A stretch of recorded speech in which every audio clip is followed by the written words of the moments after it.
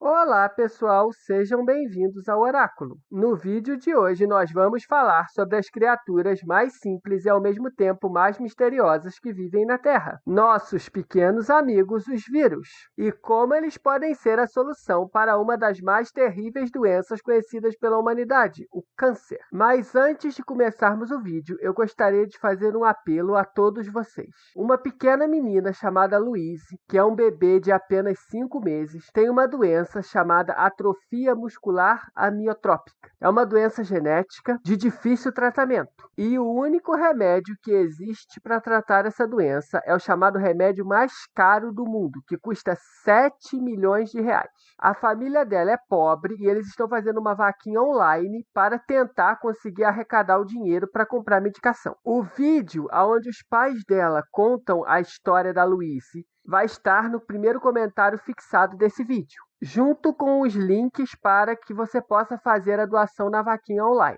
Se todos nós nos unirmos, talvez seja possível salvar a vida dessa pequena garotinha. Então, por favor, ajude. Agora, voltando ao nosso vídeo de hoje, esse vídeo é dividido em 3 partes: o que é o câncer, o que são os vírus e como podemos usar os vírus para curar o câncer. Se você já se considera um especialista em vírus e câncer, você pode ir direto para a parte final, onde nós falamos sobre as novas terapias virais anti-câncer. Mas as 2 primeiras partes têm informações muito legais e interessantes, então eu sugiro que você as assista. Então, sem mais enrolação, vamos lá! Simplificando ao máximo, câncer é simplesmente uma célula que se recusa a morrer. Não entendeu bem? Calma que eu explico. Seu corpo é feito de 10 trilhões de células, cada uma delas desempenhando uma função específica para manter você vivo. Mas essas células não são eternas, por isso, a cada instante, bilhões de novas células precisam ser geradas para manter seu corpo funcionando. Cada célula do seu corpo já nasce pré-programada para morrer, depois de ter realizado suas funções e ter criado um número suficiente de cópias suas para continuar a tarefa depois que ela morrer. Mas, às vezes, acontece algo muito sinistro. Uma célula sofre uma mutação em seu código genético e se recusa a morrer.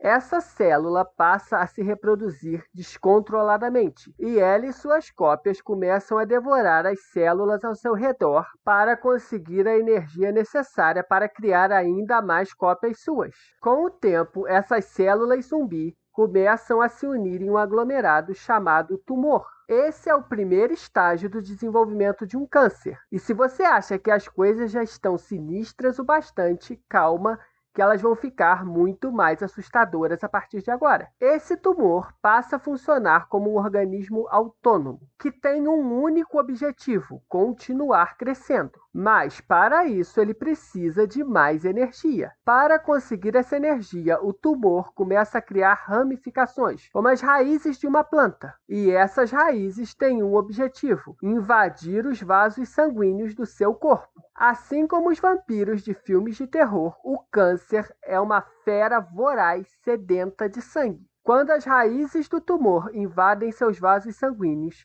elas começam a absorver todos os nutrientes do seu sangue, e o tumor passa a usar esses nutrientes para crescer ainda mais. Mas agora o tumor quer mais do que isso. Assim como os vampiros de filmes de terror que criam outros vampiros, ele agora quer se reproduzir. Para fazer isso, o tumor começa a liberar células cancerígenas dentro da sua corrente sanguínea. Viajando pelo seu sangue, essas células são levadas para diferentes partes do seu corpo. Cada uma delas funciona como uma semente de uma planta e dará origem a um novo tumor igual ao tumor original. Cada um desses novos vampirinhos já nasce ligado a um vaso sanguíneo, de onde ele irá sugar todos os nutrientes que precisa para sobreviver e, quando se tornar grande o bastante, liberar mais células cancerígenas no seu sangue, reiniciando o processo. O mais irônico de tudo isso é que esse esforço do câncer para se manter vivo a qualquer custo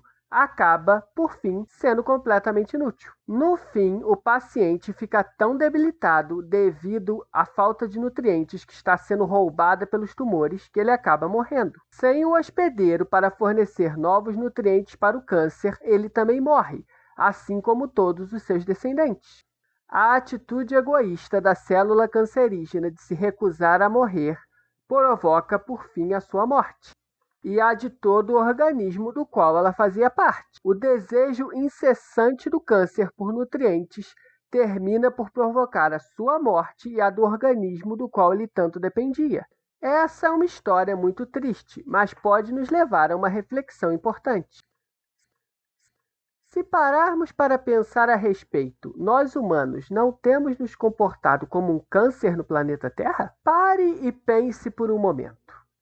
Assim como o câncer nasce de uma célula que desempenha uma função específica no organismo, nós e nossos antepassados já fomos uma espécie animal que desempenhava um papel no equilíbrio da natureza. Mas assim como as células cancerígenas se tornam egoístas e predatórias, o mesmo aconteceu conosco. Passamos a devastar o ambiente à nossa volta e drenar todos os recursos da natureza, sem a menor preocupação com as consequências que isso trará para o ambiente como um todo. Assim como o câncer se espalha pelo organismo, nós ocupamos todas as partes do planeta e nos reproduzimos descontroladamente, ao ponto de hoje termos mais de 8 bilhões de pessoas vivendo na Terra. Estamos devastando os ecossistemas da Terra numa velocidade tão impressionante que, se continuarmos nesse ritmo, podemos colocar em risco não apenas a nossa sobrevivência, como a de toda a vida no planeta. Diferente de nós, as células cancerígenas não têm consciência de suas ações. Elas não sabem que estão provocando a morte do organismo que as mantém vivas. Mas nós não temos essa desculpa. Sabemos muito bem o que estamos fazendo com a Terra e quais serão as consequências se continuarmos nesse caminho. E qual será a nossa escolha? Continuaremos sendo um câncer para o planeta Terra ou vamos mudar de atitude e aprender a conviver em harmonia com o mundo à nossa volta? E como podemos fazer isso? Deixe suas opiniões nos comentários abaixo. Bom, agora que nós já falamos sobre o que é câncer, vamos conhecer melhor os vírus e entender como eles podem nos ajudar a nos livrar dessa doença terrível. Vírus são criaturas que possuem um design minimalista. Enquanto todas as outras formas de vida no planeta possuem um maquinário celular complexo, os vírus gostam de manter as coisas simples. Eles são feitos apenas de um código genético, que pode ser de DNA ou RNA, e uma cápsula de proteínas que mantém esse código genético protegido. E eles têm um único propósito em suas vidas: fazer mais cópias de si mesmos. Para conseguir isso, o que eles fazem é injetar seu material genético em uma célula que se transforma em uma fábrica de vírus. Quando o número de vírus no interior de uma célula se torna muito grande, ela explode. Ou, no linguajar mais técnico que os cientistas preferem, ela sofre lise celular. Os vírus, então, são liberados e começam a procurar novas células para repetir o processo. Outro aspecto interessante a respeito dos vírus é que eles são bem exigentes na escolha de seus alvos. Cada vírus ataca única e especificamente um tipo de célula. Isso significa que vírus que atacam bactérias são completamente inofensivos para os seres humanos e vice-versa. Mas os vírus não apenas destroem células, eles desempenham um outro papel importantíssimo no processo de evolução da vida. Muitas vezes, o material genético de um vírus, após ter sido injetado em uma célula, ao invés de se replicar e gerar novos vírus, fica preso ao genoma da célula. Quando essa célula se reproduz, ela passa esse novo material genético para os seus descendentes. Esse processo de fusão entre vírus e células ocorre com bastante frequência. Na verdade, ele é tão comum que cerca de 8% do nosso DNA é originário de vírus que infectaram nossos antepassados em algum momento do nosso processo evolutivo. Um desses vírus teve papel fundamental no surgimento dos mamíferos placentários, um grupo de animais que incluem gatos, cachorros, golfinhos e você. Isso aconteceu porque esse vírus introduziu em nossa linhagem evolutiva o gene responsável pela formação da placenta, que é um saquinho cheio de líquidos onde o feto pode se desenvolver em seus estágios iniciais. Agora que conhecemos melhor os vírus, vamos ver como podemos usá-los para curar o câncer.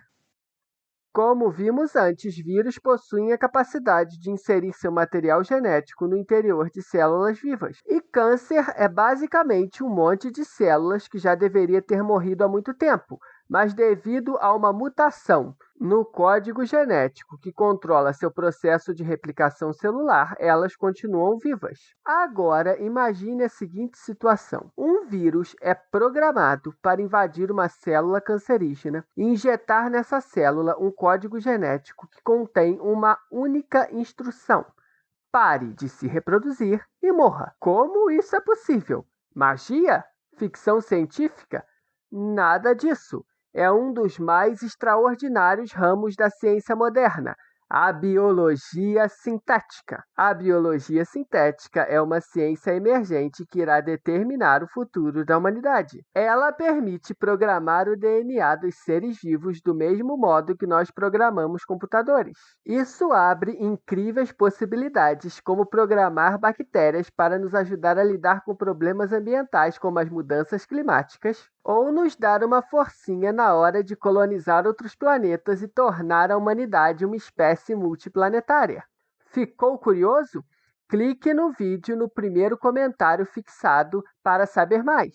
E é claro, a biologia sintética também nos permite criar vírus geneticamente modificados que podemos usar para matar células de câncer. Essas novas terapias virais contra o câncer ainda estão em seus estados iniciais e podem levar anos para estarem disponíveis ao público, mas se forem bem-sucedidas, podem livrar a humanidade de uma das mais terríveis doenças do mundo. E a melhor parte sobre as terapias virais anticâncer é que elas não provocam nenhum efeito colateral nos pacientes, muito diferente dos tratamentos atuais baseados em radioterapia e quimioterapia. Outra vantagem é que as terapias virais podem ser usadas em qualquer estágio da doença, já que assim que os vírus introduzirem o DNA assassino no interior das células cancerígenas, elas começarão a morrer. E como os vírus se movem livremente pela corrente sanguínea do paciente, até mesmo as células de câncer que estão espalhadas pelo sangue serão eliminadas, evitando a formação de novos tumores.